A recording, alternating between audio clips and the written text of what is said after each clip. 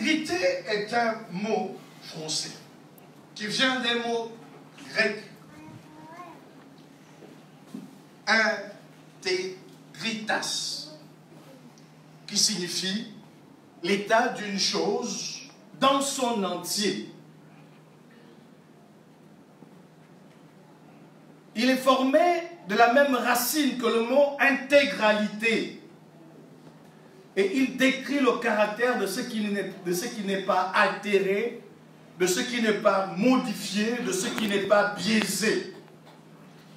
En appliquant ce caractère à une personne, on peut dire qu'une personne intègre, c'est une personne qui mène une vie entière, transparente, inclusive et authentique, sans qu'il y ait de rupture entre sa pensée, ses paroles, sa conduite quotidienne, que ce soit en public qu'en privé, sans qu'il y ait de rupture entre son comportement dans son milieu naturel que dans les cadres habituels dans lesquels il peut se trouver. Dans le psaume 17, David a dit cette parole puissante, profonde. Il a dit ceci: Éternel, écoute la droiture, sois attentif à mes cris. Prête l'oreille à ma prière, faite avec des lèvres sans tromperie. Que ma justice paraisse devant ta face, que tes yeux contemplent mon intégrité, que tes yeux admirent, que tes yeux prennent plaisir à mon intégrité. Il va plus loin en disant, si tu sondes mon cœur, si tu le visites la nuit, si tu m'éprouves, tu ne trouveras rien. Tu ne trouveras rien de mauvais. Tu ne trouveras rien de mal. Si tu visites mon cœur la nuit, c'est-à-dire même dans mes rêves, tu ne verras rien. Si tu m'éprouves, si tu me sondes, tu ne trouveras rien de mal. Il dit, ma pensée n'est pas autre que ce qui sort de ma bouche. À la vue des actions des hommes, fidèles à la parole de tes lèvres, je me tiens en garde contre la voix des violents. Ma pensée n'est pas autre que ce qui sort de ma bouche. Le père de l'indépendance de l'Inde s'appelle Mohandas Gandhi, encore appelé le Mahatma Gandhi. Un avocat de formation, un homme brillant et cultivé. Un jour, alors que son pays était sous la domination anglaise, un pays qui comptait déjà à l'époque plus de 350 millions d'habitants, à peu près la population des États-Unis d'aujourd'hui, il entreprit la démarche de se rendre au Parlement anglais pour plaider la cause de son peuple. Il y est arrivé et a tenu un discours de quasiment 2 heures d'horloge sans note, sans support. Et les Anglais étaient tellement émerveillés de voir cet homme parler avec autant de cohérence qu'à la fin de son discours, un parlementaire s'est rapproché de son secrétaire et lui a dit « Comment Gandhi arrive-t-il à être aussi cohérent? Comment arrive-t-il à avoir de la suite dans ses idées pendant 2 heures de temps sans support ?» Et voici ce que son secrétaire lui a répondu. Ce que Gandhi pense, ce qu'il ressent, ce qu'il dit, ce qu'il fait, c'est tout la même chose. Il n'a pas besoin de notes. Toi et moi, nous pensons une chose, nous ressentons une autre. Nous disons une troisième et nous faisons une quatrième. Ainsi, nous avons besoin de notes et de classeurs pour être cohérents. Bien-aimé, à l'exemple de Gandhi, le chrétien digne de ce nom doit être une personne qui vit en parfaite cohérence entre ce qu'il ressent, ce qu'il dit et ce qu'il fait.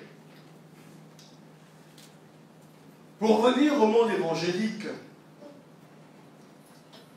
le grand prédicateur, Billy Graham, l'un des plus grands évangélistes du XXe siècle,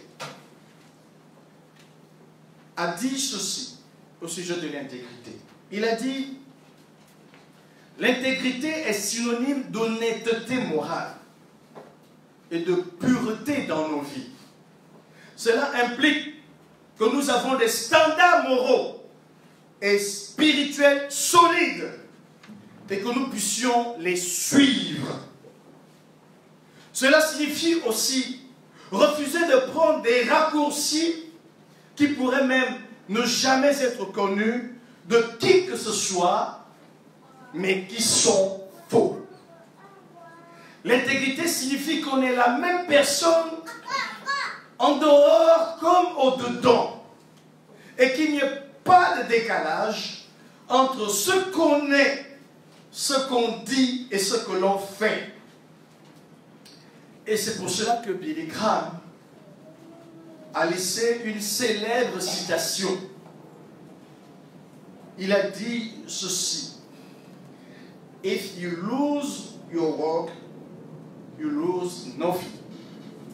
If you lose your health, you lose something.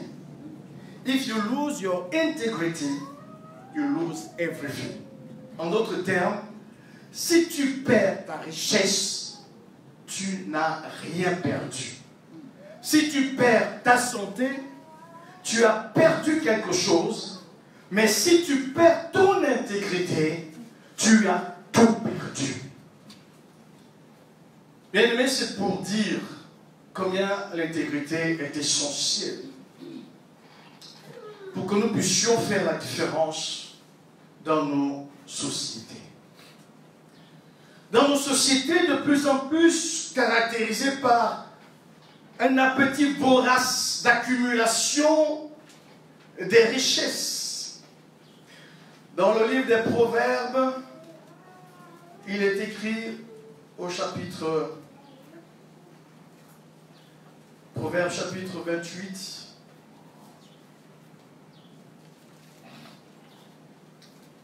au verset 6. Mieux vaut le pauvre qui marche dans son intégrité que celui qui a des voies tortueuses et qui est riche. Dieu, le créateur de toutes choses, le propriétaire de tous les biens, du ciel, de la terre et de tout ce qu'il renferme, celui qui vit dans un luxe incomparable, dans la félicité absolue, celui qui n'a besoin de rien parce qu'il a tout, a dit que l'intégrité vaut mieux que la richesse.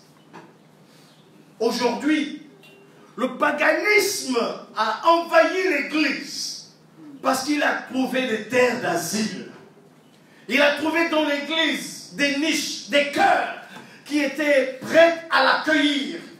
Le paganisme a caractérisé l'Église de Jésus-Christ du XXIe siècle parce que les gens considèrent l'accumulation de la richesse bien plus importante que l'accroissement de la vertu. L'intégrité, c'est la qualité des personnes dont la richesse est agréable à Dieu. Si tu veux que ta richesse soit agréable à Dieu, il faut l'avoir acquise par des moyens intègres. Job a dit ceci au chapitre 8. Verset 20 de son livre.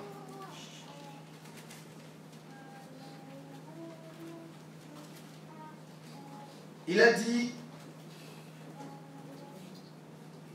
non, Dieu ne rejette point l'homme intègre et il ne protège point les méchants. Dieu ne rejette point l'homme intègre.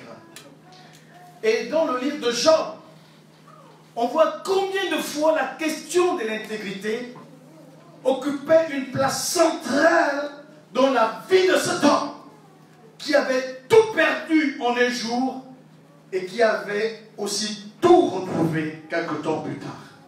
Et mieux que ce qu'il avait perdu. Parce que la Bible commence, dans le chapitre 1 du livre de Job, à présenter cet homme, je lis au verset 1, comme celui-ci. Il y avait dans le pays d'Uz un homme qui s'appelait Job. Et cet homme était intègre et droit. Il craignait Dieu et se détournait du mal. Job était un homme intègre et droit.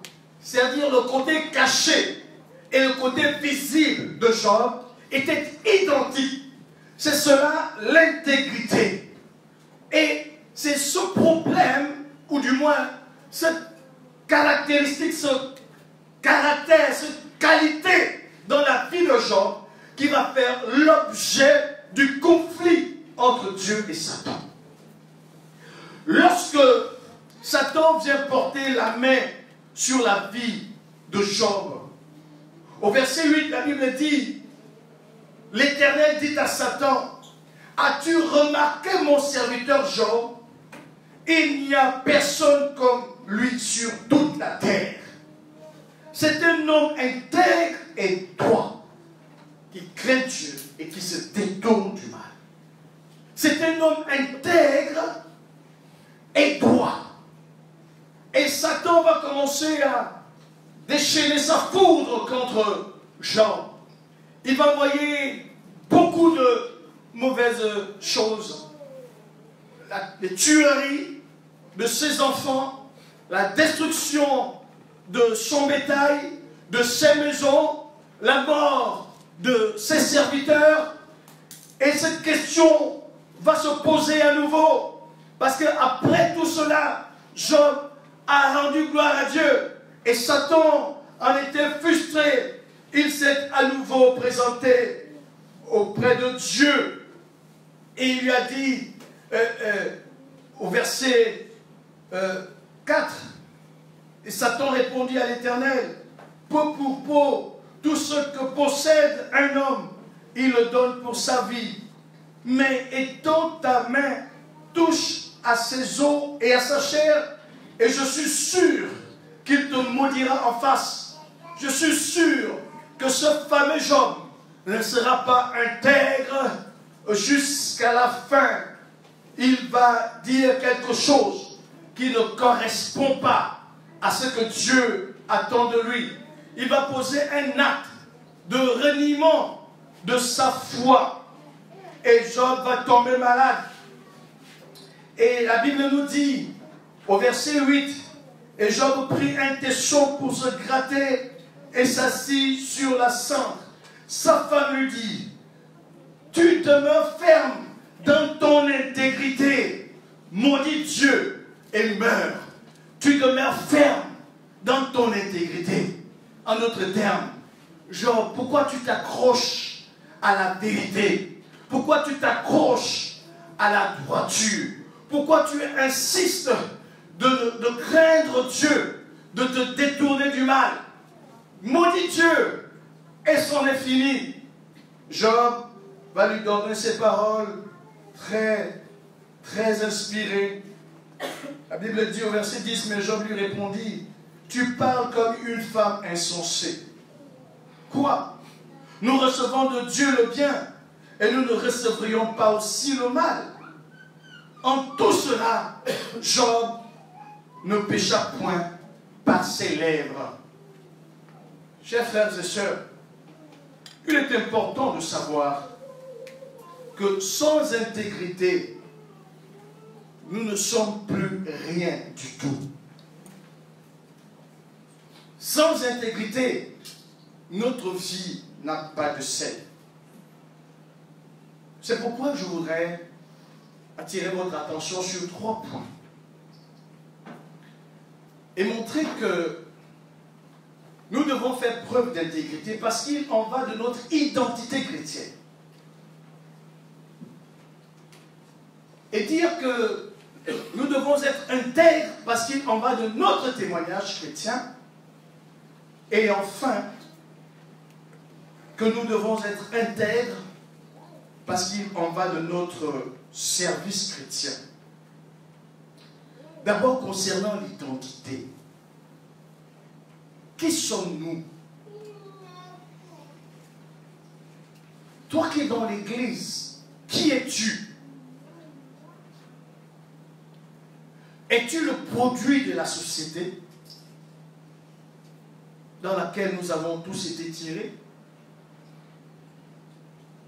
Ou de laquelle nous avons été tirés, nous avons été prises. L'église a été prise du monde. Est-ce que tu es le produit de la tradition des hommes? Est-ce que tu es le produit des philosophies du monde? Ou tu es le produit de l'évangile de Jésus-Christ? Qui es-tu? Comment te définis-tu? La Bible dit que la loi est venue par Moïse, mais la grâce et la vérité sont venues par Jésus. Si donc tu es un enfant de Dieu, c'est que tu as été enfanté par la vérité. Si tu es un enfant de Dieu, c'est que tu t'es identifié à la vérité. La vérité, en un mot, c'est la conformité d'avec la réalité. C'est ce qui est, ce que l'on dit qui est et qui est. C'est-à-dire, si je dis que ça, c'est, je ne sais pas, un tuyau, je ne dis plus la vérité, je mens. Parce que la réalité, c'est que c'est un porte-micro. Donc, si je ne suis pas un homme véridique, c'est que je n'ai pas été enfanté en Christ. Parce que la Bible dit que la grâce et la vérité sont venues par Jésus-Christ. Jésus a dit, je suis le chemin, la vérité et la vie. Je suis la vérité. Ce mot est utilisé plus de 300 fois. Vérité, véritable, dans les Écritures. Et il est récurrent dans les évangiles. Parce qu'à plusieurs reprises, Jésus va dire, en vérité, je vous le dis. Si nous sommes de Dieu, c'est que nous sommes des enfants de vérité. C'est qu'il n'y a pas pour nous plusieurs identités. Comme l'a dit quelqu'un une fois ici, un chrétien n'a pas 10 vies. Il a une seule vie. Jésus-Christ est celui qui est venu donner aux hommes la manière, mais aussi le pouvoir d'être ce que Dieu veut qu'il soit, de vivre comme Dieu veut qu'il vive et d'être dans ce monde sans hypocrisie. Bien-aimés, les choses, 2 choses, Jésus les a condamnés avec une grande vigueur dans les Écritures. C'était le mépris du temple de Dieu. La Bible dit qu'il a pris un fouet. Il a commencé à frapper les gens qui faisaient le commerce dans le temple. Il a renversé leurs étables. Il y avait cela, mais il y avait également l'hypocrisie des scribes et des pharisiens. En Matthieu 23, tout un chapitre a été consacré à la dénonciation de l'hypocrisie des chefs religieux du temps de Jésus-Christ. ne sommes-nous pas devenus religieux, nous aussi, aujourd'hui?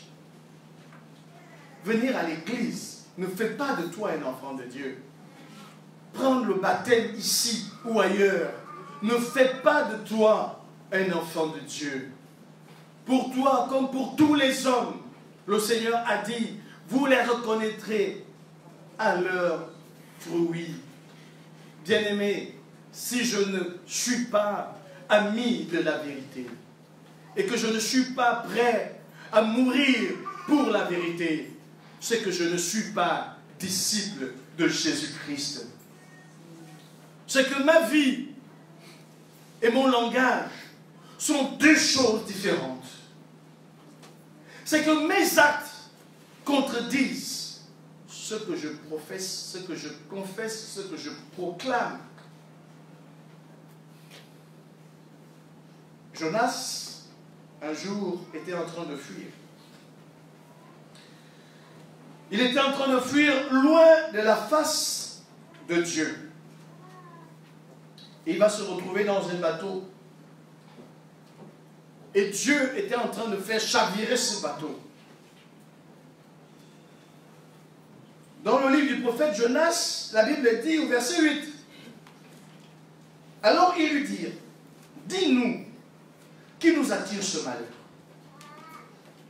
Quelles sont tes affaires? Et d'où viens-tu? Quel est ton pays? Et de quel peuple es-tu?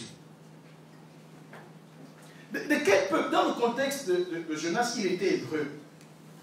Mais pour nous aujourd'hui, on peut se poser la même question. De quel peuple sommes-nous?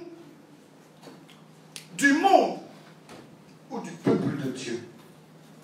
On lui a posé un tas de questions par rapport à son identité. On lui a dit, de quel pays viens-tu? Bien-aimé, quel est ton environnement? Où vis-tu? Dans l'église ou dans le monde? Alors, Jonas va répondre en disant, je suis hébreu et je crains l'Éternel. Voilà la tragédie de notre siècle. C'est-à-dire que les gens sont loin de la parole de Dieu, ils se définissent comme chrétiens. Des gens vivent dans une totale désobéissance à la parole de Dieu et ils disent qu'ils sont chrétiens. Je suis hébreu. Mais l'apôtre Paul dit aux Romains que le juif, ce n'est pas celui qui a la circoncision de la chair, mais c'est celui qui est circoncis de l'esprit. Celui que le Saint-Esprit a dépouillé des œuvres de la chair, des œuvres infructueuses, des ténèbres. C'est celui-là, le vrai juif. Le vrai juif, c'est celui qui a reçu la circoncision. Dieu est venu couper les mauvaises choses dans sa vie. Mais il dit, je suis hébreu. C'est trop facile de dire qu'on est chrétien. C'est beaucoup trop facile de le dire. Et les gens galvaudent cette identité. Aujourd'hui, parce qu'elle ne signifie plus rien. À l'époque, déclarer qu'on était chrétien, c'était littéralement être prêt à mourir. Chancy, touche le jeune homme qui est juste derrière toi. Voilà. Ça, c'est le plan de Satan. C'est le plan de Satan. J'étais en train de dire, quand on disait chrétien, du temps de Néron, du temps de l'église primitive, on était prêt à mourir. Parce qu'à l'époque, il fallait reconnaître que Jésus est Seigneur. Dans l'Empire, où tout le monde disait que César était Seigneur. Aujourd'hui, on ne mesure plus la valeur de l'identité chrétienne que nous portons.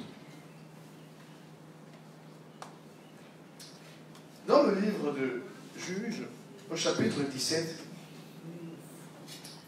à partir du verset 6, la Bible nous dit ceci. En ce temps-là, il n'y avait point de roi en Israël. Chacun faisait ce qui lui semblait bon.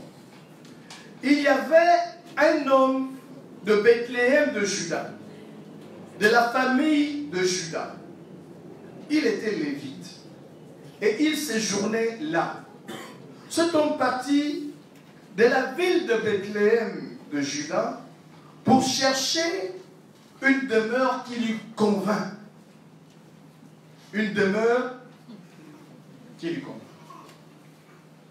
En poursuivant son chemin, il arriva dans la montagne d'Éphraïm jusqu'à la maison de Mika. Mika lui dit, « D'où viens-tu » Et il répondit, « Je suis lévite de Bethléem de Juda et je voyage pour chercher une demeure qui me convienne. » Pour les lecteurs attentifs de la Bible, ils se rappelleront que en Israël, il y avait des localités dans lesquelles les Juifs devaient habiter. Localités exclusives qui étaient les villes des Lévites. Et donc Mika s'étonne d'entendre un Lévite qui lui dise « Je cherche une demeure qui me convienne. » Bien, mais aujourd'hui, l'Église est semblable à ces Lévites. L'Église est semblable à ces Lévites parce qu'il y a des gens qui se disent chrétiens, mais qui vivent une forme de christianisme qui leur convient. Ils vivent un certain christianisme à la carte. Et les gens avaient été plus honnêtes qu'autrefois. Quand ils suivaient Jésus, que la parole était difficile à suivre, la Bible dit qu'ils ne le suivaient plus. Et ils ont dit, assez honnêtement, cette parole est dure, tu peux l'écouter. Mais aujourd'hui, nous sommes téméraires, peut-être même un peu trop malins, parce que nous feignons de continuer de suivre Jésus, alors que nous répulsons sa parole dans nos cœurs. Elle nous rébute, elle nous hérisse, elle nous frustre. La Bible dit que l'amour se réjouit de la vérité. Oh, quand on aime Dieu, on se réjouit de la vérité qui vient de Dieu. Mais quand le chrétien n'aime plus entendre la vérité, est-il encore chrétien? Quelle est ton identité ce matin? Un chrétien qui ne marche pas dans l'intégrité, qui mène une vie de duplicité, est une personne misérable. Vous savez pourquoi? Parce qu'elle n'a jamais une parfaite assurance en public. Quand elle se présente devant les gens, cette personne ne sait pas quelle est la version de la vie, de sa vie, qu'on connaît de lui.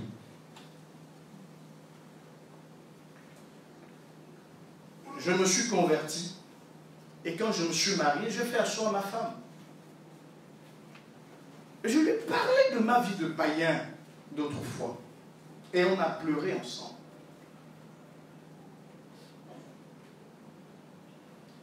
On a mis un trait sur cette vie-là.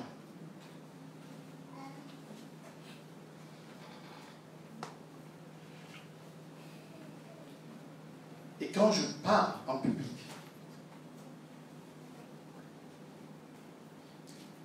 je ne crains personne ni rien. Je suis venu dans ma famille, j'ai fait des restitutions par rapport à mes péchés. C'était au cours d'un conseil de famille. Ce n'était pas prévu pour ça. Mais j'en ai profité pour parler de mes péchés et de ce que je suis devenu par Jésus-Christ, mon Sauveur.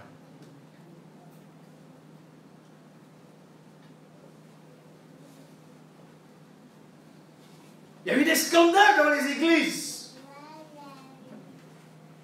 où un prédicateur est intercepté par les gens alors qu'il parlait devant le peuple de Dieu. Parce qu'il avait fait des choses qui n'étaient pas bien.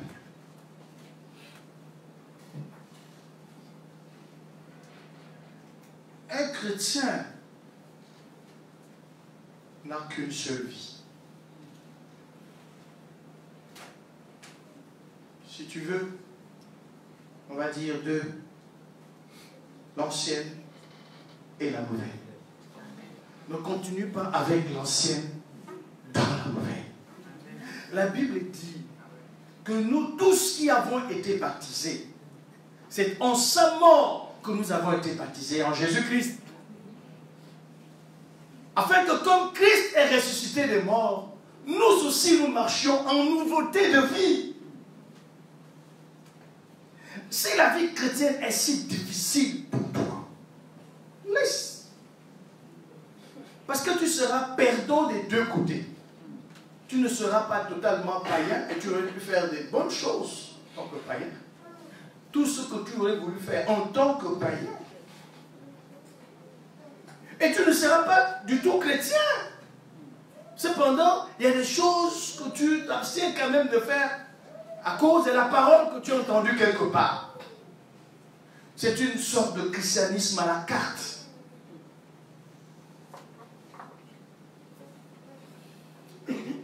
Si nous ne sommes pas intègres, bien-aimés, nous allons finir par nous refroidir et par repartir dans le monde. Beaucoup de gens sont loin de Dieu et très engagés dans l'Église. Beaucoup de gens cherchent à combler le manque de piété de leur vie par l'accumulation des titres honorifiques dans la société. Comme il n'a pas pu vaincre le péché, il se lance dans les œuvres de bienfaisance, dans les œuvres caritatives, pour qu'on dise du bien de lui. Ce n'est pas ce que Dieu attend de toi. Dieu est incorruptible.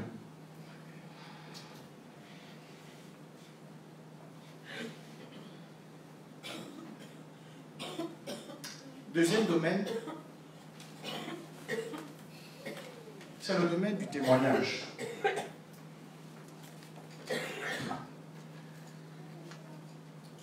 Ce que tu dis.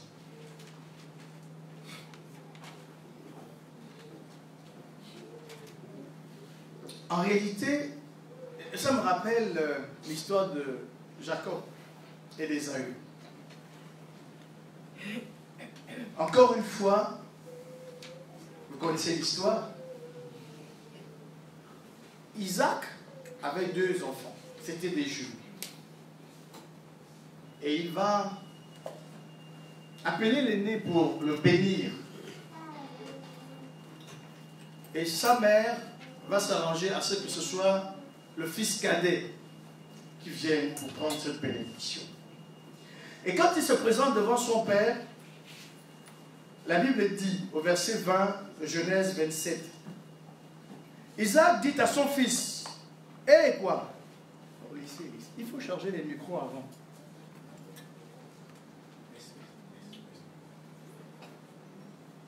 Je vais reprendre là où je me suis arrêté. Isaac dit à son fils, « Et quoi? Tu en as déjà trouvé, mon fils ?» Parce qu'il lui avait demandé d'aller chercher du gibier. Et Jacob répondit, « C'est que l'Éternel, ton Dieu, l'a fait venir devant moi. » Et c'était un mensonge. C'est sa mère qui a trouvé un mouton ou un agneau quelque part derrière la maison et qui l'a vite préparé. Donc, il dit un mensonge. Isaac dit à Jacob, « Approche donc et que je te touche, mon fils. » Qu'est-ce que Isaac avait en tête? Qui est-ce qu'Isaac avait en tête? Ésaü. Et Isaac appelle Ésaü pour lui donner la double portion de la bénédiction comme cela a été réservé aux aînés. Donc, il appelle Ésaü, mais c'est Jacob qui répond. Et il lui dit, approche-toi donc et que je te touche, mon fils, pour savoir si tu es mon fils, Ésaü ou non. Les choses sont maintenant claires. Et la Bible dit, Jacob s'approcha d'Isaac, son père, qui le toucha et dit, la voix est la voix de Jacob, mais les mains sont les mains d'Ésaü.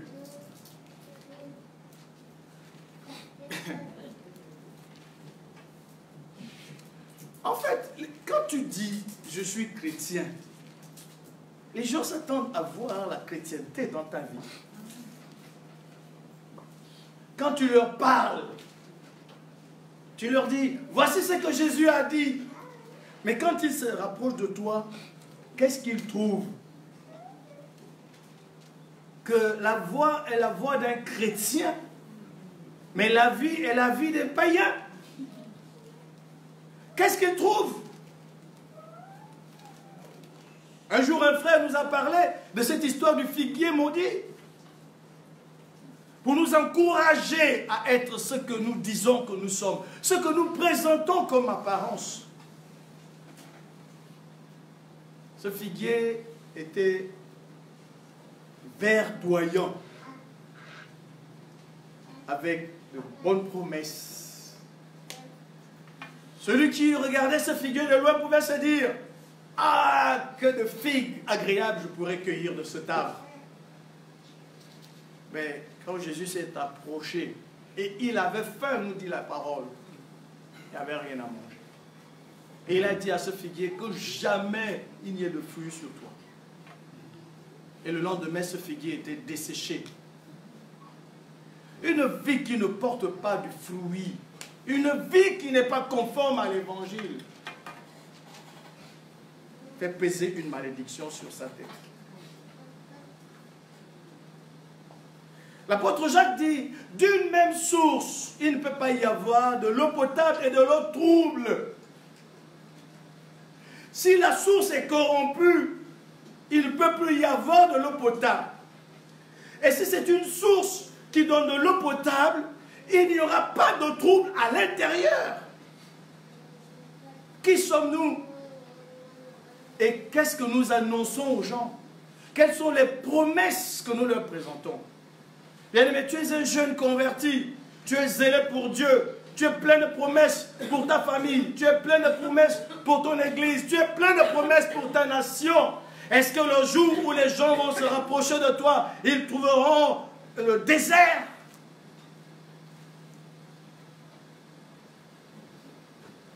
Si je ne suis pas capable de témoigner de la vérité que je vis, je suis un serviteur méchant et paresseux, réservé pour les ténèbres du dehors, là où il y a des pleurs et des grincements de dents. La Bible dit que c'est du cœur que viennent les mauvaises pensées, les meurtres et autres mauvaises choses. Et souvent, Satan détourne notre attention vers des choses extérieures, vers autrui. Je pense aujourd'hui capable de dire que le plus grand chantier que je puisse mener dans ma vie, c'est la construction de l'homme intérieur. Chaque jour, le Seigneur me rappelle que c'est ce qui doit être ma première priorité. Et quand on est animé par cet état d'esprit, on ne passe pas du temps à parler des autres. Quand on est animé par cet état d'esprit, les péchés des autres ne sont pas plus graves à nos yeux que nos propres péchés. Quand on est animé par cet état d'esprit, on est humble. On n'est pas enflé d'orgueil. L'incapacité pour les chrétiens eux-mêmes à vivre ce qu'ils professent est un problème d'incapacité. d'intégrité. On ne fait plus la différence entre les païens et les chrétiens.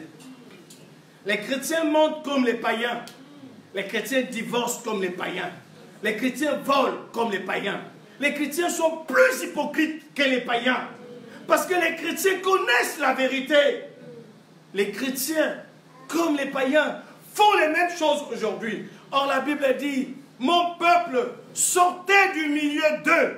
Parce que si vous ne sortez pas du monde, qui n'est pas un lieu géographique, mais un système de valeurs, mais un mode de vie, si vous ne sortez pas du monde, bien-aimés, nous allons être jugés avec le monde.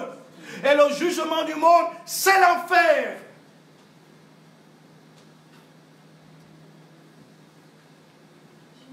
Le monde a raison de questionner la pertinence de l'évangile comme potentielle réponse aux maux de nos sociétés. Pourquoi les gens devraient-ils venir à l'église si nos vies ne valent pas un clou sur le plan spirituel aux yeux de Dieu? Parfois, quand on dit aux gens de témoigner, ils pensent que c'est une question de connaissance livresque, de connaissance des versets bibliques, de connaissance des auteurs chrétiens. Ça n'a rien à voir. La femme samaritaine n'avait pas besoin de lire 1001 livres pour aller dire aux gens de Samarie, venez voir celui qui m'a dit, tout ce que j'ai fait n'est-il pas le Messie que nous attendions, celui qui devait venir ôter le péché du monde, celui qui devait venir sauver son peuple de ses péchés, celui qui devait venir détruire les œuvres du diable, celui qui devait venir rétablir toutes choses, annoncer la vérité, le royaume des cieux. N'est-il pas celui-là?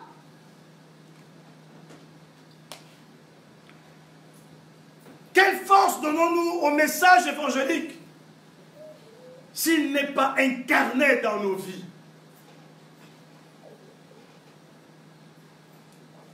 Nous voulons faire Dieu menteur, mais c'est nous qui serons trouvés menteurs. Si tu fréquentes l'église depuis des années et que tu vis exactement comme un païen, tu es en train de détruire l'œuvre de l'église. Tu es en train de détruire la notoriété de ton pasteur. Tu es en train de détruire le ministère qui t'a baptisé, qui a recueilli ton témoignage. Tu es en train de dire au monde, ça ne vaut pas la peine de faire ces choses. Parce que tu fais la même chose qu'eux. Et que rien n'a rien changé dans ta vie.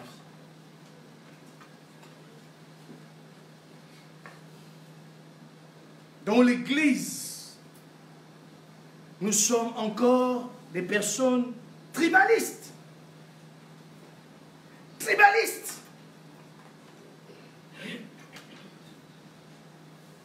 On raisonne en termes d'ethnie, de tribus, de clans. Nous sommes perdus. Parce que la grâce que Dieu m'a faite, c'est de voir des chrétiens de toutes les couleurs. Des chrétiens de tous les coins du monde. Dans les îles, comme sur la terre, les plateaux continentaux.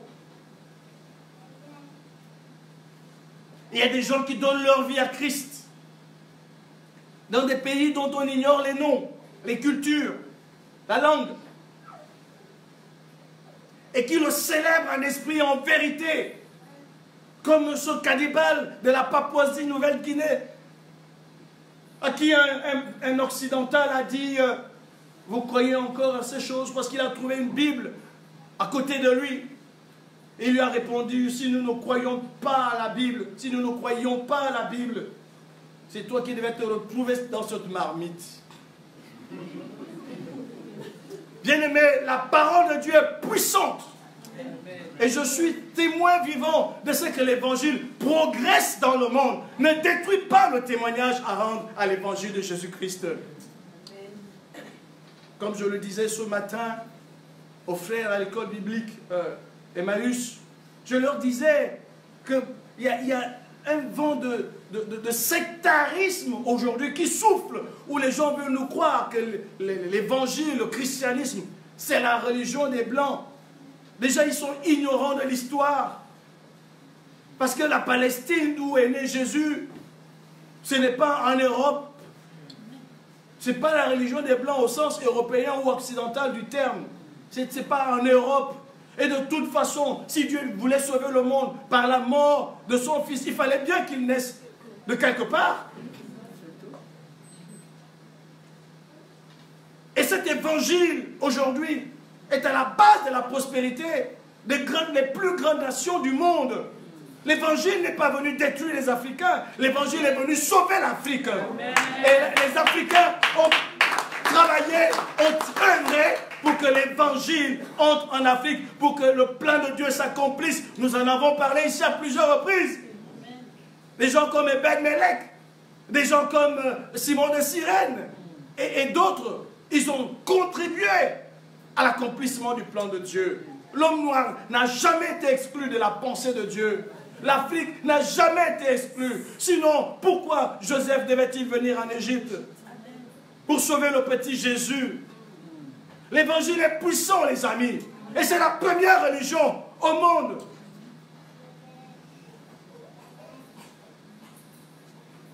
Sur plus de 7 milliards de personnes, il y a plus de 4 milliards de chrétiens à travers le monde, toutes dénominations confondues.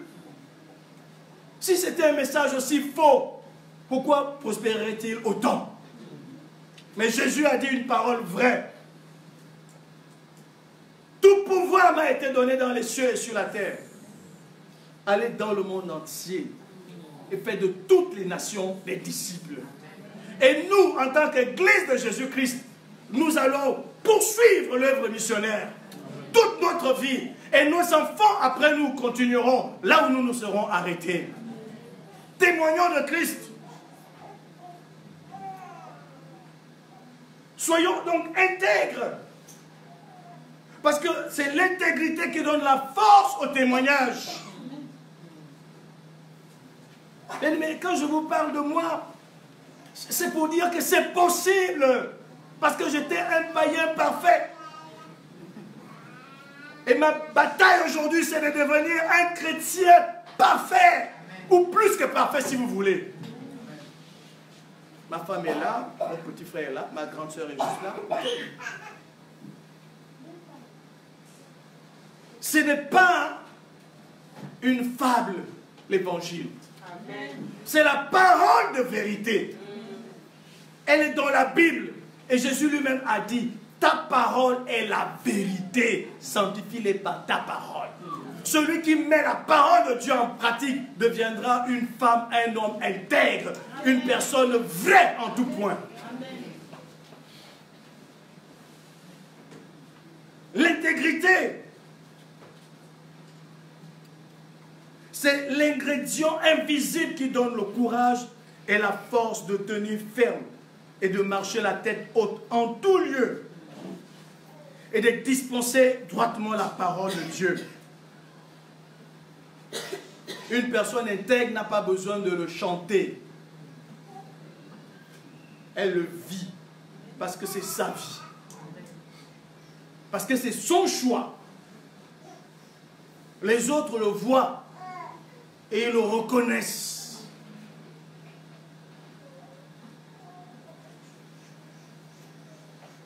Ils le respectent.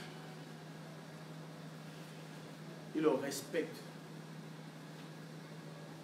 Sans l'Église, il n'y aura pas de lumière au Gabon. Amen. Mais si les chrétiens sont des chrétiens yo-yo, les ténèbres du Gabon seront plus épaisses qu'elles n'ont jamais été. Il y en a qui ont peur de témoigner de Christ parce que leur vie est fausse. Et une personne intègre, elle est zélée pour le Seigneur. Est-ce que tu es zélé pour le Seigneur? Quand on ne témoigne pas de Christ, que faisons-nous d'autre?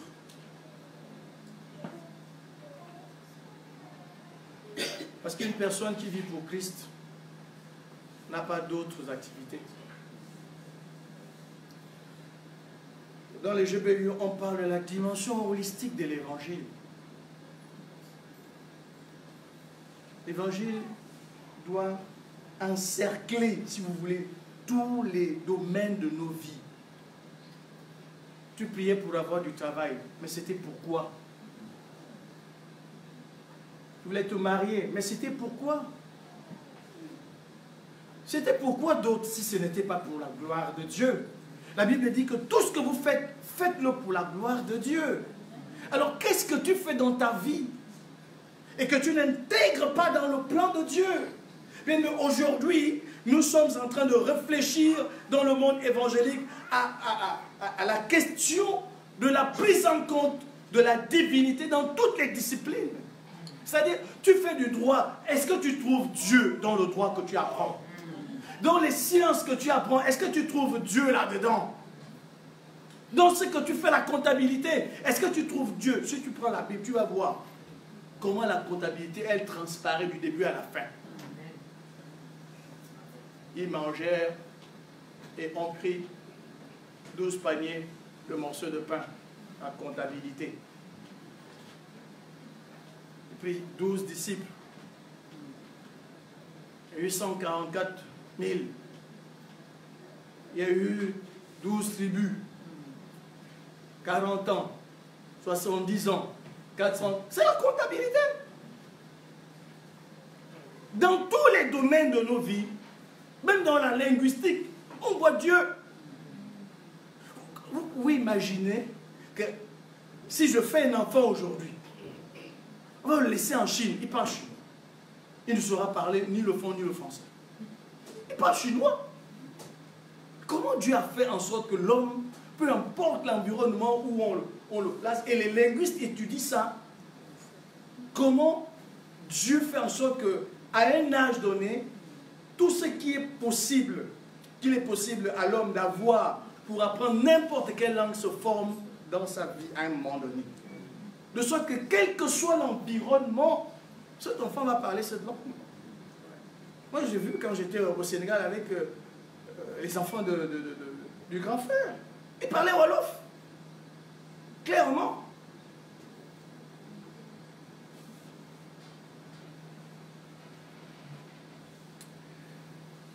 Je termine avec donc l'intégrité dans le service chrétien. Il faut qu'on termine. Sans intégrité, donc, Dieu ne peut pas nous qualifier pour le service. Si je ne suis pas une personne intègre, je ne suis pas une personne fiable. Le psaume 101, au verset 6, nous dit: j'aurai les yeux sur les fidèles du pays, pour qu'ils demeurent auprès de moi. Celui qui marche dans une voie intègre sera mon serviteur.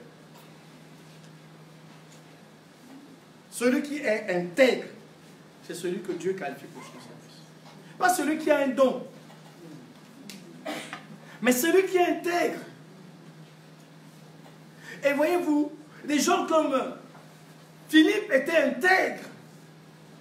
Ils ont commencé diacre. Et ils ont fini grand évangéliste. Parce que Dieu donne des dons en fonction des besoins. Si ton cœur intègre, il peut donc te confier quelque chose. Le don, c'est que Dieu te confie une capacité pour faire quelque chose pour lui. Donc si ton cœur est intègre, tu peux commencer ta vie chrétienne avec certains d'autres et terminer avec d'autres. Plus puissants, plus grands, plus visibles et tout ce que tu veux. Parce que tu es intègre. Il a dit, celui qui marche dans une voie intègre sera mon serviteur. Les bons dirigeants doivent diriger avec des cœurs intègres et des mains intelligentes. Psaume 78, verset 72. C'est un témoignage qui est rendu au sujet de David. Il est dit, et David les dirigea avec un cœur intègre et les conduisit avec des mains intelligentes.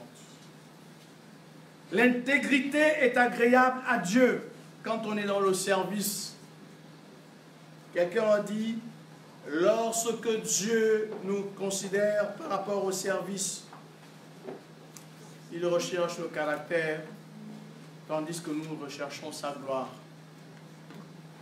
Dans le service chrétien, c'est le caractère que Dieu vise dans l'homme, alors que Dieu vise la gloire de Dieu. L'homme vise la gloire de Dieu. Ce ne sont pas les œuvres qui comptent aux yeux de Dieu, c'est le caractère.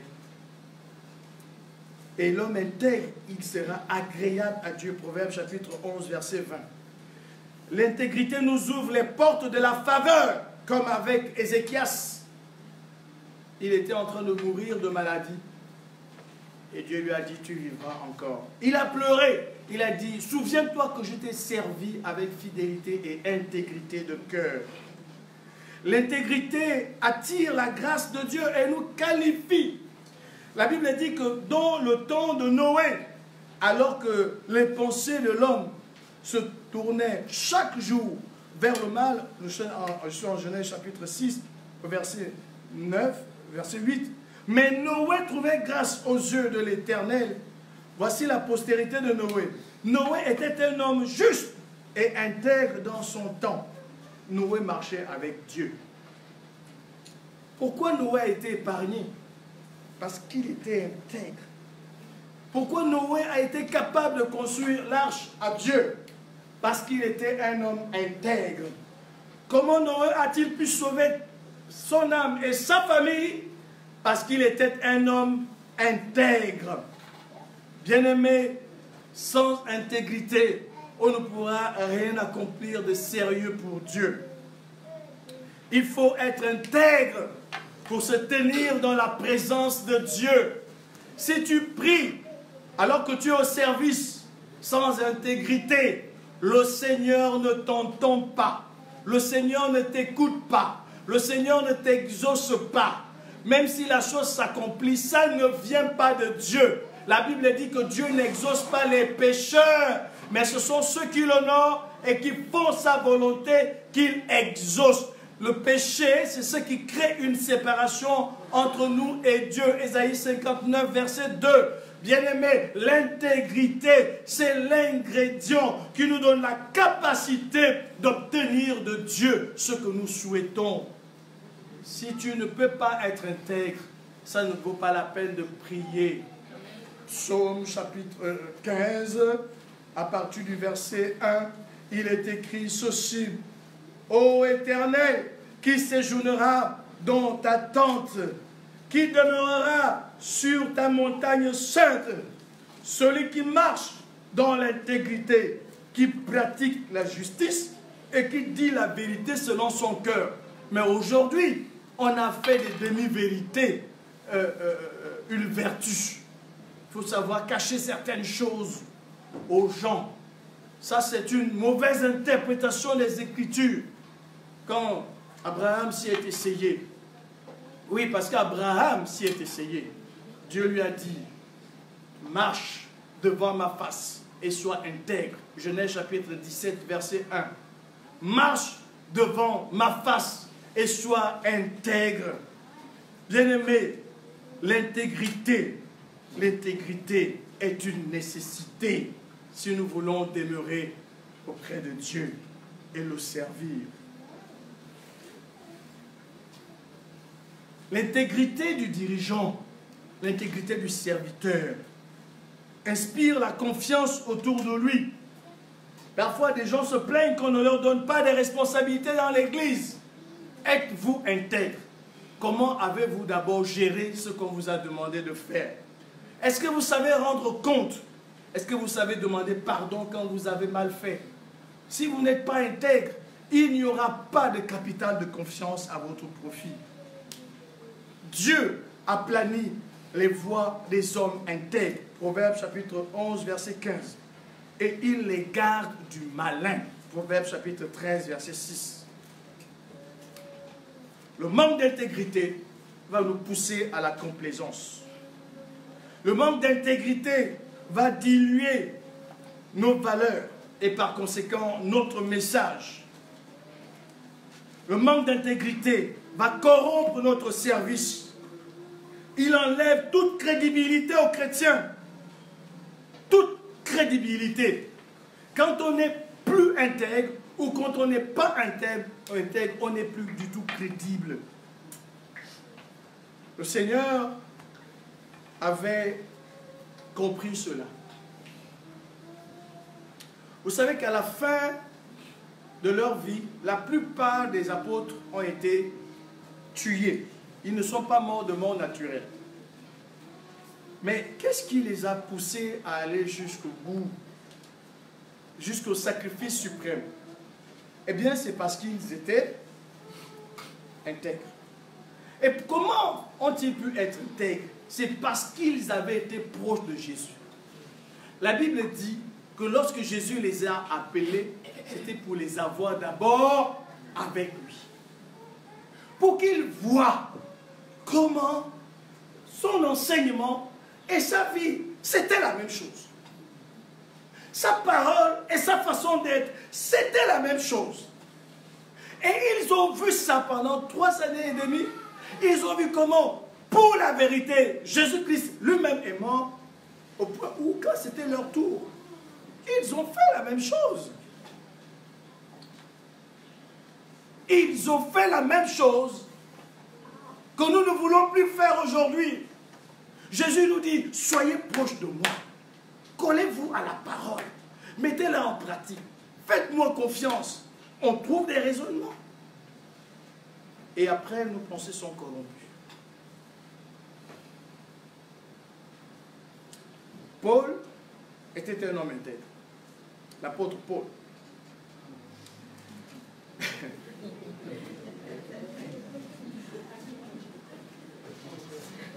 Je suis très loin, croyez-moi. C'est un grand géant. Très, très grand.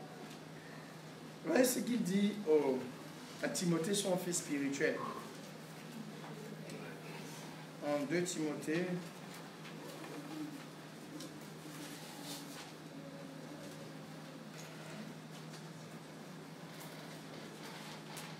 chapitre 2, verset 2.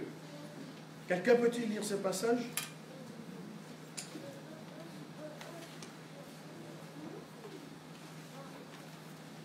Timothée, chapitre 2, verset 2. Ce que tu as entendu de moi en présence de nombreux témoins, confie-le à des personnes fidèles qui soient capables de l'enseigner aussi à d'autres. Amen, amen, amen. Il dit quoi? Ce que tu as entendu. En fait, Timothée était son disciple. Donc, il vivait, il faisait des choses avec Paul. Il observait la vie de l'apôtre Paul. Donc, en fait, quand Paul dit à Timothée, ce que tu as entendu de moi, il veut lui dire ce que tu m'as vu vivre. Comment tu m'as vu vivre. Ce que tu m'as vu faire dans les différentes circonstances de la vie. C'est ce qu'il veut lui dire. Parce que Paul disait ce qu'il faisait. Par ailleurs, il lui dit, tu as suivi de près mon enseignement, ma conduite. Il dit, tu as suivi de près mon enseignement, ma conduite, mes résolutions, ma foi, ma douceur, mes persécutions.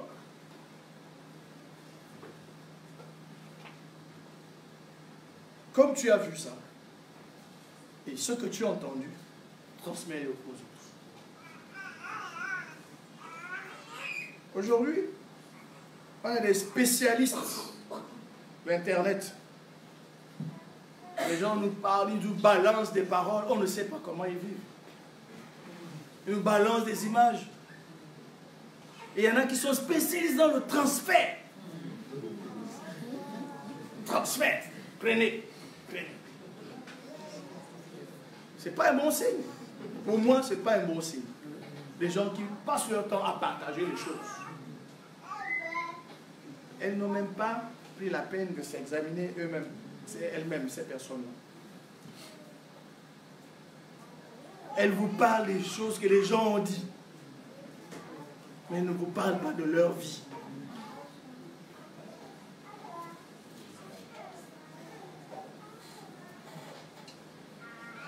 Et les gens ne veulent plus qu'on leur dise qu'ils vivent dans le péché si nous-mêmes nous vivons dans le péché. Ils n'en veulent plus. Ils savent qu'il y a la vérité quelque part. Et ils veulent voir cette vérité. Et pas seulement entendre qu'on leur rabâche. Et parfois on le dit avec un brin d'orgueil. Comme si nous n'étions pas reprochables aux yeux de Dieu. Alors que nous sommes les plus coupables. Parce que chacun de nous sera jugé en fonction de la connaissance qu'il aura.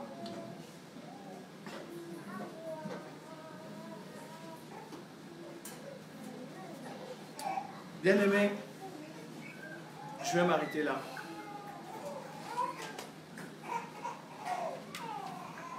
Et j'aimerais que si tu es un enfant de Dieu, que tu regardes à ta vie. Est-ce que tu as deux faces? Une intérieure et une extérieure. Une cachée et une visible. Une à l'église, une à la maison. Si c'est le cas, souviens-toi de la parole qu'on a lue au début. Le juif, ce n'est pas celui qui en a des apparences. Si c'est le cas, souviens-toi qu'il y a de plus en plus dans ce monde des gens qui se disent chrétiens, mais très peu qui le sont. N'est pas l'apparence de la piété en reniant Christ. Si tu veux être chrétien, accepte toute la parole de Dieu. Et je t'encourage dès maintenant à changer de vie. Je t'encourage aujourd'hui même à changer de vie. Je vais dire, si tu as des dettes, paye-les. Si tu as pris des engagements que tu n'as pas honorés, respecte-les. Sinon, tu n'es plus une personne crédible. Tu manques d'intégrité. Alléluia. Amen. Si tu es un enfant de Dieu, conclue aujourd'hui une nouvelle alliance avec le Seigneur. Je vous le dis parce que moi-même, je l'ai dit au Seigneur. J'ai dit au Seigneur, j'en ai marre, j'en ai marre, j'en ai marre. Qu'on me dise des paroles qu'on vaccine le carnet de vaccination ou ma personne. J'en ai marre des antidates. J'en ai marre qu'on donne de l'argent aux policiers. J'en ai marre. On refuse de souffrir, on refuse de mourir. Et on fait des compromis.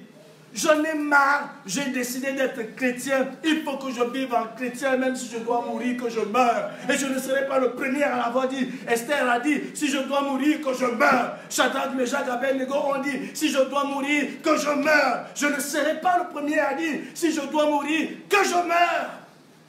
Parce que c'est le langage de ceux qui croient en Dieu. Amen. Si tu es un enfant de Dieu, il faut que tu conclues une nouvelle alliance. Parce qu'il n'y a pas de mensonge en Dieu. Il n'y a pas d'hypocrisie en Dieu. Il n'y a pas de fausseté en Dieu. Il n'y a pas de duplicité en Dieu. Et si ton cœur est si pourri que ça, c'est le temps de prier, de pleurer devant la face de Dieu. Parce que tant que Dieu ne t'aura pas changé, tu ne pourras pas changer. Et là, je m'adresse à ceux qui ne sont pas chrétiens. La mort n'a pas d'âge. Et l'évangile est une parole authentique. Elle change de vie. Elle change les vies, je veux dire. L'évangile, c'est une parole puissante qui est capable de te transformer. Il n'y a que Dieu qui peut te dire la vérité. Et cette vérité sera toujours pour ton bien. Et si tu ne crois pas en Dieu, tu fais mal, tu te trompes. Et ta vie restera une vie d'esclavage du péché. Si tu ne crois pas en Dieu, ta vie sera une vie d'échec. Elle sera limitée par des considérations terrestres et tu n'auras pas l'espérance de la vie éternelle. Mais tu sais toi-même que tu as une âme et que tu as un esprit qui ne se nourrissent pas par les choses matérielles, par le manioc, par le pain, par les biens terrestres. une vie qui a besoin d'une autre nourriture. Cette nourriture, c'est la parole de Dieu.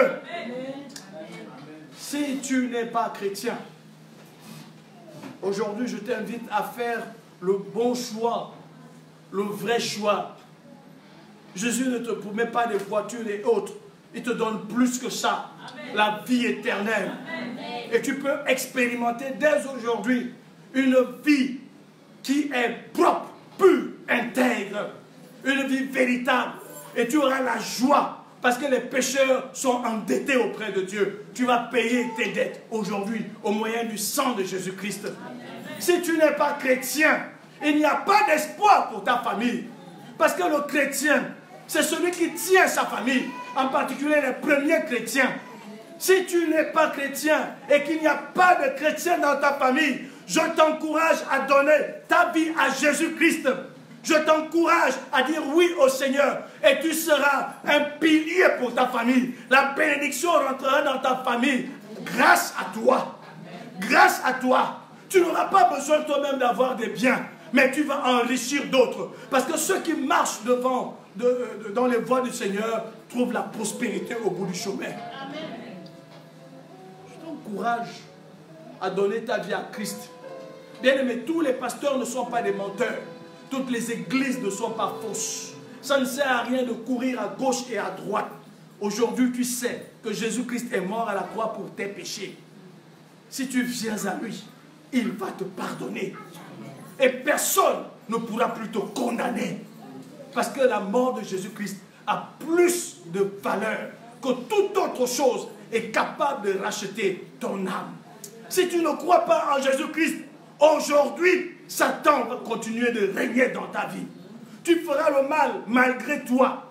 Parce qu'il y aura la loi du péché et de la mort qui va continuer de régir ta vie. Si tu n'acceptes pas Christ aujourd'hui, tu restes impudique et voleur et menteur.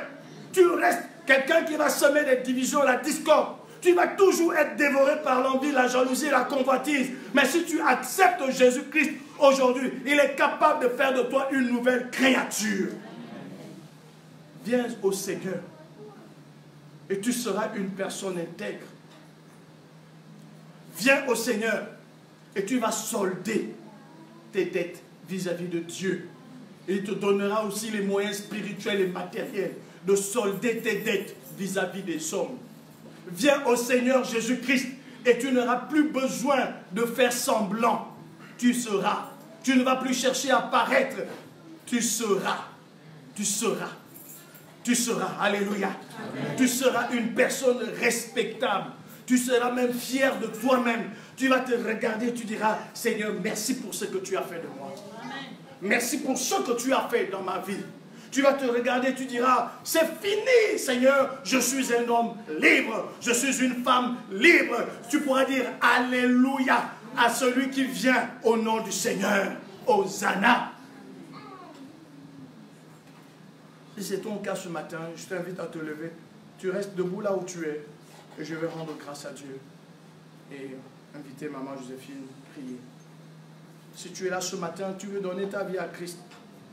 Ne cherche pas. Ce qu'on te supplie. Le Seigneur, il veut te sauver. C'est pour ton bien qu'il t'appelle. Il ne veut pas faire de la séduction ou utiliser des détours de langage pour te dire de venir à lui. Il est mort. Il a démontré qu'il t'aimait.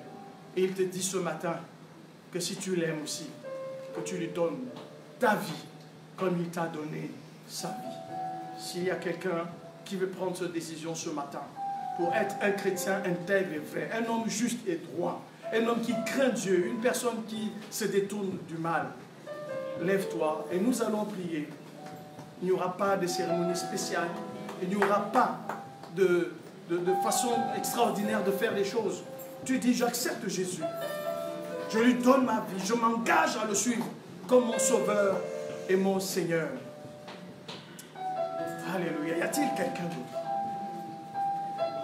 Y a-t-il une femme, une fille qui veut devenir notre sœur en Christ? Lève-toi. Alléluia. Alléluia, Seigneur. Alléluia, Seigneur. Oh Jésus, je Je veux te donner ma vie encore cet après-midi. Tu es le Dieu véritable et la vie éternelle. Je veux avoir dès aujourd'hui une seule version de ma vie à partir de maintenant, Seigneur. Oh Éternel, désormais, des enfants crient à toi aujourd'hui. Envoie ton esprit pour changer nos vies. Envoie-le.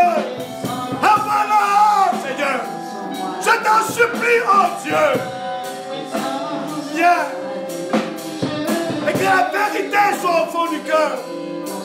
Que les cœurs soient sauvés. Que les cœurs soient délivrés. Que les cœurs soient libérés. Alléluia. Une nouvelle dimension de toi. Une nouvelle dimension d'intégrité. Une nouvelle dimension d'intégrité. Une nouvelle dimension d'intégrité. Une nouvelle dimension d'intégrité. Une nouvelle dimension d'intégrité. Une nouvelle dimension. Une nouvelle dimension de toi, Seigneur. Une dimension de vérité. Dans ma vie, Seigneur. Une nouvelle dimension. C'est-à-dire d'amour. Dans la présence de Dieu.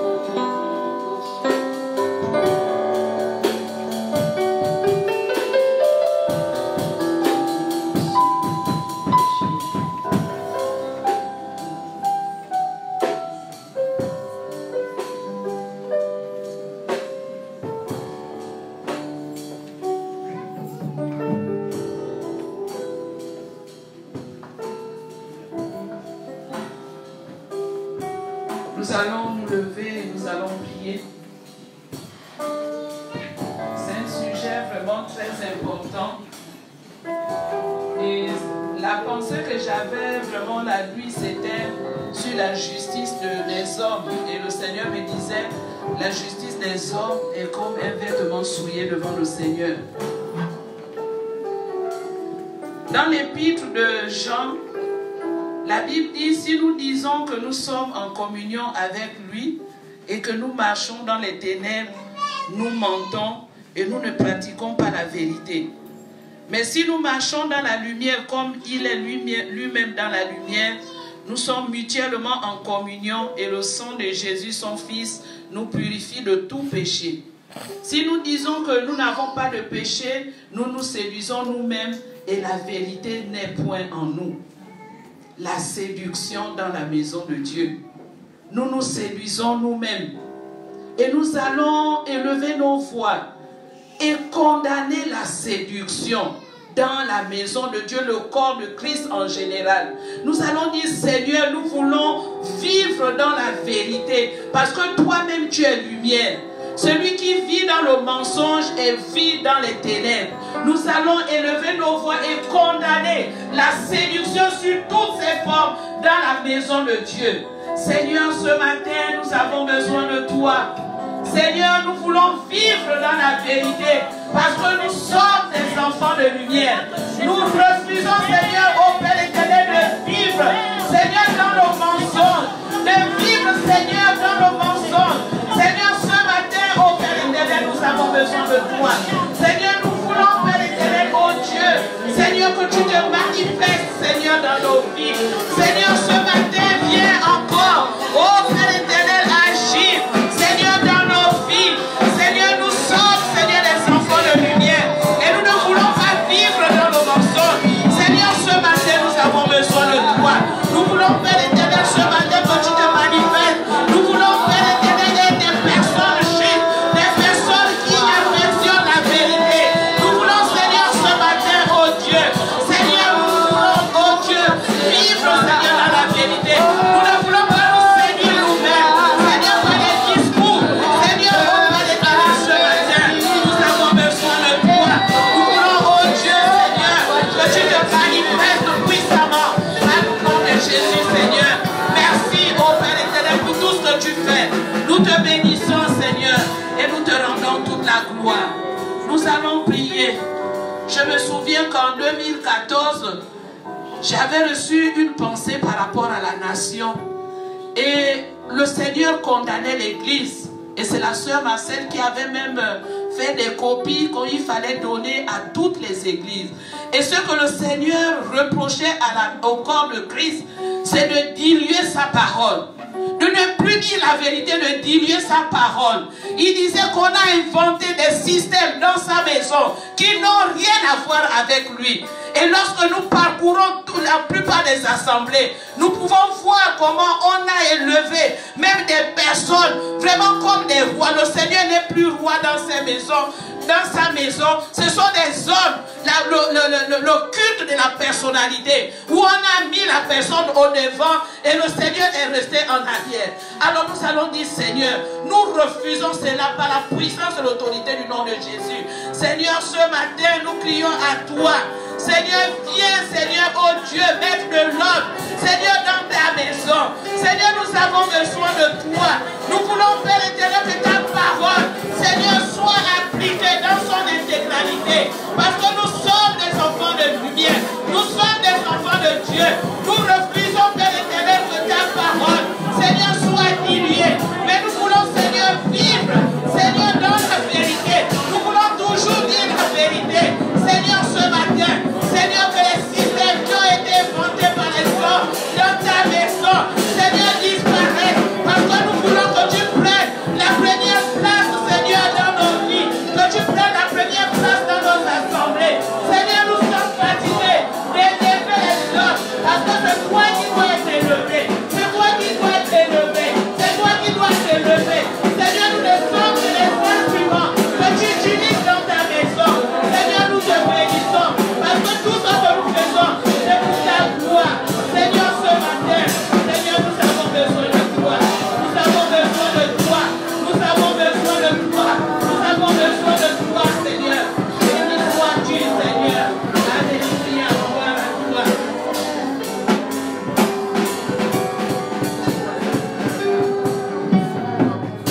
Le dimanche dernier, le frère Arnaud nous a développé vraiment un thème important. Les enfants de Dieu sont nés pour dominer. Qui es-tu ce matin? Connais-tu ta véritable identité? Crois-tu qu'au travers de toi, Dieu peut vraiment faire des grandes choses? Parce que la Bible dit qu'avec Dieu, nous ferons des exploits. Alors si tu ne connais pas ta véritable identité, tu seras dominé. Tu seras dominé. Qui es-tu ce matin? Est-ce que tu te connais? Est-ce que tu sais que le Seigneur t'a donné la domination, l'autorité sur toutes choses? C'est pourquoi tu vas commencer à prier pour ta vie. Peut-être que tu ne connaissais pas encore ton identité. Tu vas dire, Seigneur, aujourd'hui, au travers de ta parole, je réalise que je ne suis pas n'importe qui. Je réalise que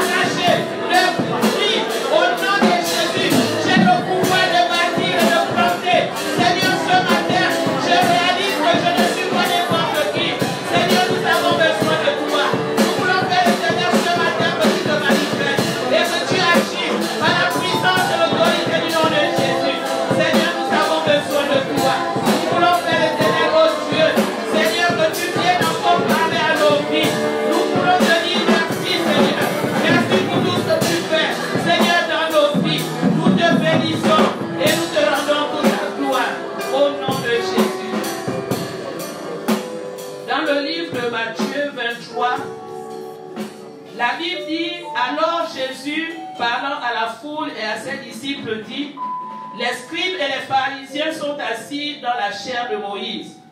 Faites donc et observez tout ce qu'ils disent, mais n'agissez pas selon leurs œuvres, car ils disent et ne font pas. Ils lient des fardeaux pesants et les mettent sur les épaules des hommes, mais ils ne veulent pas les remuer du doigt. Ils font toutes leurs actions pour être vus des hommes. Ainsi, ils portent de larges phylactères et ils ont des longues franges à leurs vêtements. Ils aiment la première place dans les festins et les premiers sièges dans les synagogues.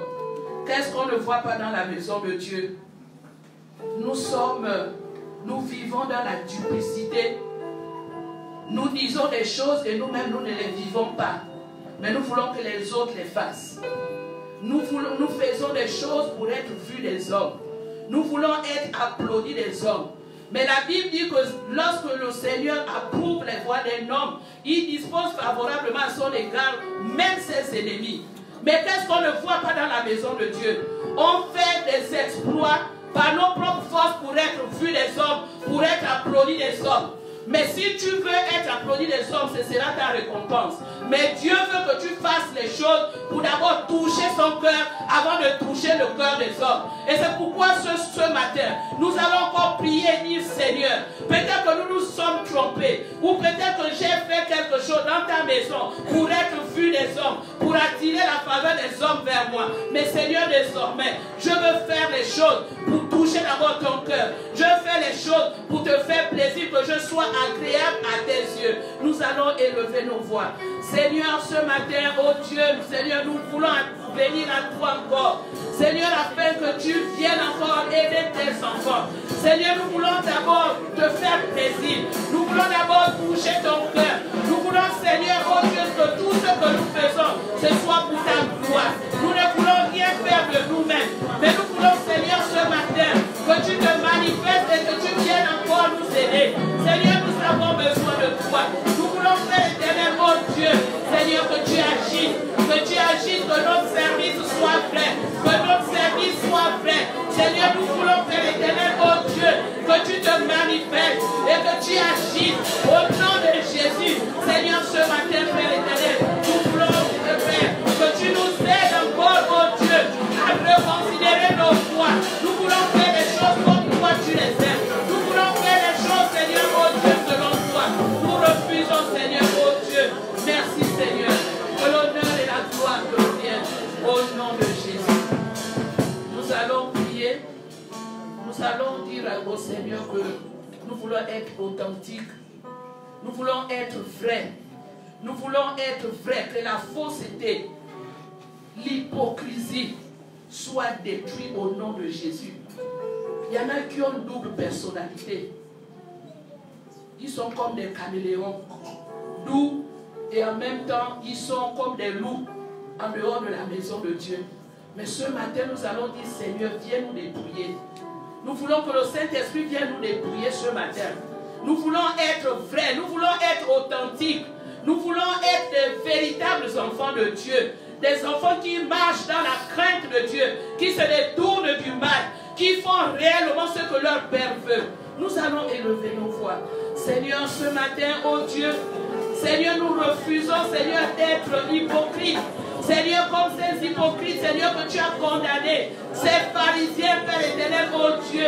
Seigneur, nous refusons d'être des religieux dans ta maison. Mais nous voulons être vrais, nous voulons être authentiques. Nous voulons, Seigneur, ce matin, oh Dieu, Seigneur, marcher réellement dans la vérité, dans la clairvoyance. Seigneur, je t'en supplie. Seigneur, nous sommes des enfants de lumière et nous ne devons plus marcher dans les ténèbres. Mais nous voulons être réellement, oh Dieu, Seigneur, les enfants que tu adores. Je t'en supplie, Seigneur, ce matin. Nous avons besoin de toi. Nous voulons faire l'éternel que tu te manifestes et que tu agis à la puissance de l'autorité du nom de Jésus. Nous te bénissons et nous te rendons toute la gloire au nom de Jésus. Amen. Seigneur, nous te bénissons encore ce matin pour ce thème, Seigneur, qui est tellement important dans tous les domaines de nos vies. Seigneur, nous voulons, Père éternel, oh Dieu, méditer encore ce thème. Nous voulons partager, Seigneur, ce thème, même dans nos familles, Seigneur.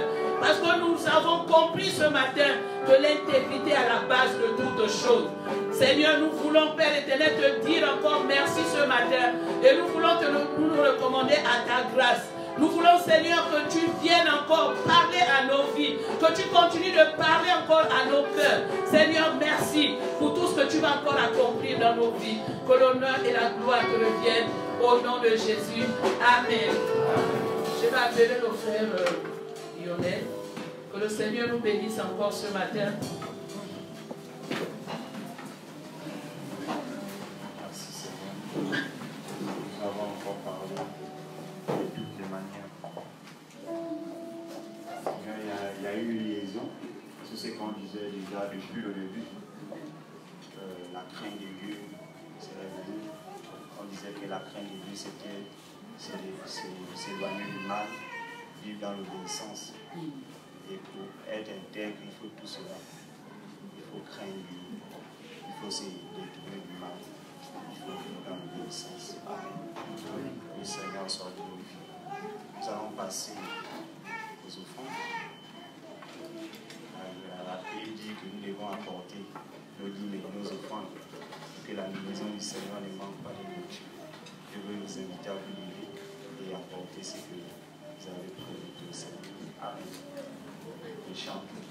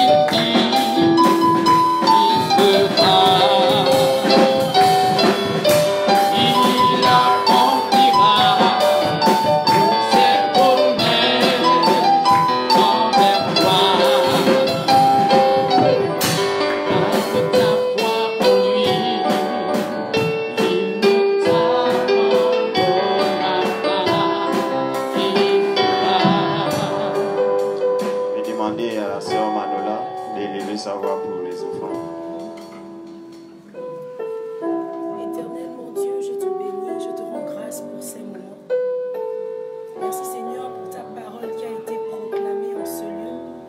Merci parce que je crois, Seigneur, que cette parole est tombée dans un cœur et qui va transformer ce cœur, Seigneur. Merci pour les vies que ta parole a transformées aujourd'hui, pour les vies qui ont été touchées, Seigneur. Nous te rendons toute la gloire. Seigneur, merci pour l'occasion que tu nous donnes d'apporter dans ta maison, Seigneur, des offrandes, des dîmes, Seigneur, pour l'avancement de ton œuvre. S'il te plaît, Dieu de gloire, agrée-les. Agrée-les, Seigneur. Au nom de Jésus. Amen. Amen. C'est rasseoir. Les annonces. Mardi, on a une réunion d'enseignement. On a jeûne de même le jeûne et prière de lundi avant nous. C'était l'annonce particulière.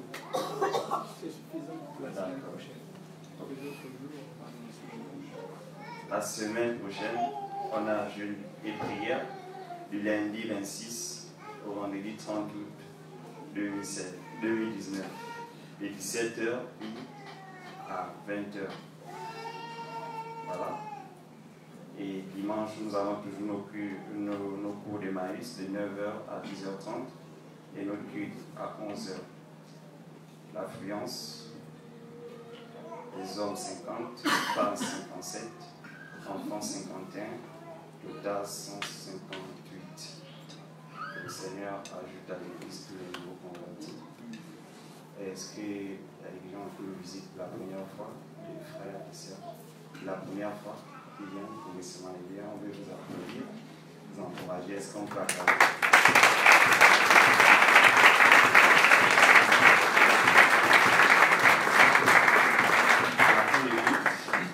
Partez par sitôt, vous allez rencontrer le frère William au fond à la salle.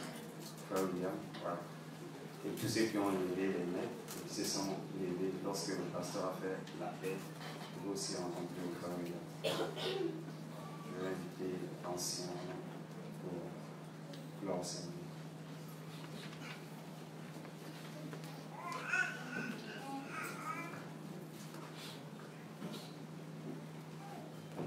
Alléluia, vous savez, la prière de la fin.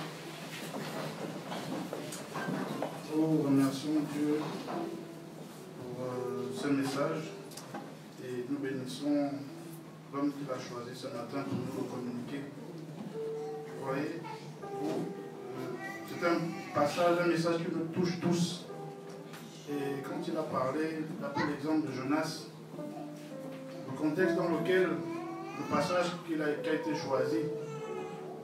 Jonas est dans le bateau en train d'aller à Tarsis quand Dieu lui demande d'aller à Nénive. Donc il est en train de désobéir à l'ordre du Seigneur. Mais quand on lui demande qui il est, il dit je suis hébreu et je crains Dieu. Alléluia. Il dit craindre Dieu, mais il est en train de désobéir à l'ordre de Dieu. Il y a beaucoup parmi nous, moi en premier, sommes dans cette situation. Nous connaissons la volonté de Dieu, mais nous faisons tout le contraire. Donc, ce message vraiment nous interpelle tous à marcher dans l'intégrité. Vous pouvez lire derrière moi la phrase qui guide cette église quand elle a été créée, elle a été fondée. Fidèle quoi qu'il en coûte, quel que soit ce que nous traversons, quelles que soient les situations dans lesquelles nous nous trouvons, nous devons témoigner notre appartenance à Christ et ne pas entrer dans les compromis. Alléluia. Fidèle quoi qu'il en coûte. Et l'homme de Dieu pouvait rappeler le cas des amis de Daniel qui ont dit même si nous devons mourir, nous n'allons pas nous compromettre. Même si nous allons perdre notre vie, perdre notre emploi, nous n'allons pas nous compromettre. Alléluia. Et une phrase aussi qui m'a beaucoup touché, c'est l'intégrité du serviteur. Un serviteur qui n'est pas intègre devant Dieu, ce n'est pas un serviteur fiable. Et du coup, nous allons voir une église avec des personnes qui ne vivent pas selon l'esprit, qui ne manifestent pas l'esprit. Parce que Dieu n'a pas confiance en ces personnes. Il ne peut pas leur confier un esprit si puissant. Qu'est-ce qu'ils vont faire de cette puissance s'ils ne sont pas intègres? Alors, à cause de la duplicité, l'Église ne manifeste pas l'Esprit parce que nous sommes dans la duplicité et nous ne sommes pas fiables. L'intégrité nous qualifie pour le service. Si nous voulons servir, être utile à Dieu, nous devons être intègres. Alléluia. Seigneur, nous disons encore merci pour cette parole. Nous te disons merci pour ton serviteur, qu'il soit béni, qu'il soit rempli davantage, que sa famille soit bénie. Seigneur, merci parce que tu parles à travers lui, à ton peuple. Et je prie, Seigneur, ce matin que la parole que nous avons entendue, Seigneur, soit gravée dans nos cœurs et que nous la mettions en pratique dès aujourd'hui, Seigneur. Tu dis dans ta parole, dans le livre de Jean, au chapitre 4, à partir du verset 23, que l'heure vient, et elle est déjà venue, où les vrais adorateurs adoreront le Père en esprit et en vérité. La vérité, c'est dire ce qu'on a dans le cœur. Parce que notre cœur est rempli de ta parole. Mais nous disons souvent des paroles différentes.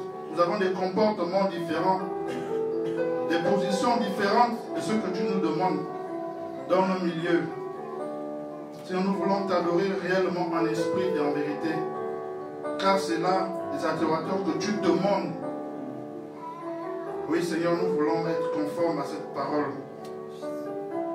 Nous voulons ce matin, Seigneur, être intègres, comme tu l'as été et comme tu nous le recommandes. C'est à travers cette intégrité, Seigneur, que tu nous confieras de plus grandes choses. L'intégrité, c'est la fidélité dans les choses que tu nous confies. L'intégrité, c'est la fidélité dans ce que nous entendons et ce que nous faisons. Maintenant que nous rentrons, Seigneur, chez nous, nous te présentons notre route. Seigneur, protège-nous, reconduis-nous chez nous en toute intégrité. Je te présente cette semaine, la semaine de jeûne qui commence demain. Je prie que ce jeûne soit observé en termes d'abstinence, en termes d'observation du jeûne, Seigneur, sans s'alimenter, mais surtout en termes de prière, de temps que nous devons passer dans la méditation, dans l'intimité avec toi. Et que tout le monde puisse, Seigneur, venir couper le jeûne à 17h en ce lieu, de lundi à vendredi. Je te prie, Seigneur, pour le camp des jeunes qui commence aujourd'hui, qui va s'étaler sur 2 semaines. Je prie que les dernières personnes qui n'ont pas pu honorer, Seigneur, leur contribution puissent s'acquitter de cette dette aujourd'hui, afin que, Seigneur, ce jeûne puisse se passer selon ton esprit et que les jeunes soient réellement transformés. Que ce message soit un ingrédient de plus qui va permettre qu'au sortir de ces temps, elle soit réellement nouvelle. Le Gabon a besoin d'une jeunesse qui est ancrée fortement dans la parole et qui vit cette parole, qui témoigne de cette parole partout où elle se trouve. Parce que le monde cherche la vérité. La vérité se trouve dans l'Église. Merci encore, Seigneur, pour cette parole. Merci pour nos vies. Merci pour les miracles que tu vas encore accomplir dans nos vies. Merci pour les malades que tu restaures. Merci pour les familles que tu reconstitues. Merci, Seigneur, pour cette parole qui nous a restaurés, afin que nous soyons justes devant toi et que nous te soyons agréables. Reconduis-nous dans la paix et que toute la gloire te revienne. Au nom de Jésus-Christ que j'ai prié. Amen. Amen.